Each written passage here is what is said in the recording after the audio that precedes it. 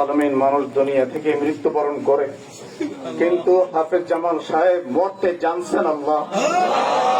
সারা জীবন নারায়ে রিসালাতের ধ্বনি দিয়েছিলেন আল্লাহ। আশহাদু আল্লা ইলাহা ইল্লাল্লাহ সময় মৃত্যুবরণ করতে পারতেন, হাইয়া আলাস সালাহ সময় মৃত্যুবরণ করতে পারতেন।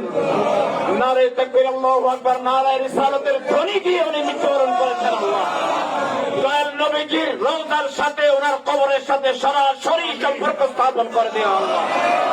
উনি ইন্তেকাল করে বুঝিয়ে দিয়েছেন যারা নারায়ে তাকবীর নারায়ে রিসালাতের খেদমত করে তাদের জন্য আল্লাহর রাসূল স্বয়ং সাহায্য নসিব করেন। ওনার জন্য দোয়া করার মতো ক্ষমতা আমার দরকারের নাই। আমি এইভাবে মরতে পারবো কিনা জানি না আল্লাহ। এখানে হাজির হয়েছি, যখনই শুনতে পেলাম শুধু মোহাম্মদ রাসূলুল্লাহ বলে দুনিয়া থেকে চলে গিয়েছেন। উনি নিঃসন্দেহে জান্নাতি আল্লাহ। যার মুখ দিয়ে রাসূলের ধ্বনি দিয়ে মৃত্যুবরণ হয়েছে জান্নাতি না হয়ে থাকতে পারে না।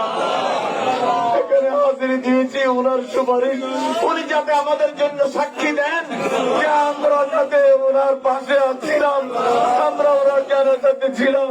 রব্বুল আলামিন ওনাকে তুমি জান্নাতুল ফেরদাউসের উচ্চ মাকাম নসিব করে দাও, ওনাকে জান্নাতুল ফেরদাউসের উচ্চ মাকাম নসিব করে দাও আল্লাহ। আল্লাহ, এই এলাকাবাসী যে মহব্বতের পরিচয় দিয়েছে আল্লাহ তাদের এই মহব্বতকে কবুল করে নাও। এই এলাকাবাসী যারা ইন্তেকাল করেছেন তাদের কবরগুলোকে ওনার ওসিলায় জান্নাতের বাগান বানাও।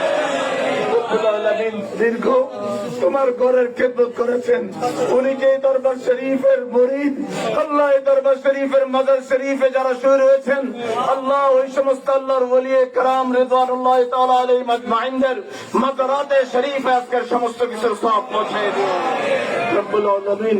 আল্লাহ, আমার পরিবার পরিজন, ওনার দুইটা মেয়ে, একটা মেয়ের বিয়ে হয়ে গিয়েছে, আর একটা মেয়ে আছে। এলাকাবাসী দায়িত্ব নিয়েছেন ওই মেয়ের বিয়ে শাদীর খরচ।